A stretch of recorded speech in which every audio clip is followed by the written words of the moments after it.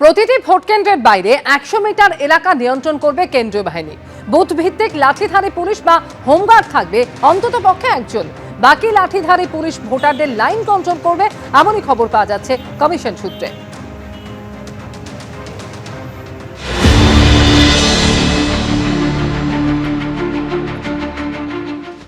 রাত পোহালেই বিধানসভা নির্বাচনে এই মুহূর্তে আমরা রয়েছি বাঁকুড়ায়, এবং যে বুথের সামনে আমরা রয়েছি সেখানে শেষ মুহূর্তের প্রস্তুতির ছবি দেখতে পাচ্ছি।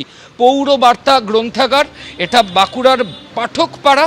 এই অঞ্চলে বাঁকুড়ার মোট 12টি বিধানসভা কেন্দ্র রয়েছে, এবং 2021-এর যে বিধানসভা নির্বাচন হয়েছিল সেই বিধানসভা নির্বাচনের মধ্যেই 12টির মধ্যে 8টি বিধানসভা বিজেপির ছিল, 4টি বিধানসভা ছিল তৃণমূল কংগ্রেসের। 2024-এর লোকসভা নির্বাচনের নিরিখে বিষ্ণুপুরে সৌমিত্র খাঁ বিজেপির প্রার্থী, তিনি জয়ী হন। অন্যদিকে তৃণমূল কংগ্রেসের প্রার্থী তিনি আবার বাঁকুড়া লোকসভায় জয়ী হন। এই জায়গায় দাঁড়িয়ে 2026-এর নির্বাচন, কালকে সকাল থেকে বেনজির নিরাপত্তা এবং কেন্দ্রীয় বাহিনী সর্বত্র দেখতে পাওয়া যাচ্ছে। সেই ছবি কিন্তু বাঁকুড়ার সমস্ত বুথ, হাইওয়ে থেকে শুরু করে সমস্ত জায়গায় একই রকম যে ছবি সেটাই কিন্তু দেখতে পাওয়া যাচ্ছে। এই মুহূর্তে যেটা দেখা যাচ্ছে, যারা ভোট কর্মী তারা ইতিমধ্যেই চলে এসেছেন।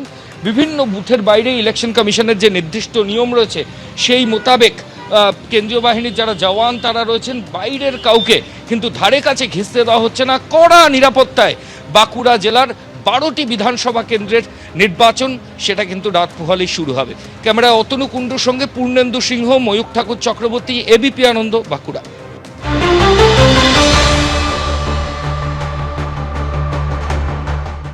মালদার 12টি সিটে বিধানসভা নির্বাচন, এবং তার সাথে সাথে এই যে বিধানসভা নির্বাচনে যেখানে আমরা দাঁড়িয়ে রয়েছি, মালদার এই যে স্কুল মালদা কন্যা শিক্ষালয় উচ্চ বিদ্যালয়, এবং এই যে স্কুলের বাইরে থেকে দেখা যাচ্ছে যে রাতে যাতে কেউ বুথের ভেতরে প্রবেশ না করতে পারে সেই জন্য আলাদাভাবে গেট বন্ধ রাখা হয়েছে, সেকলের ব্যবস্থাও রাখা হয়েছে।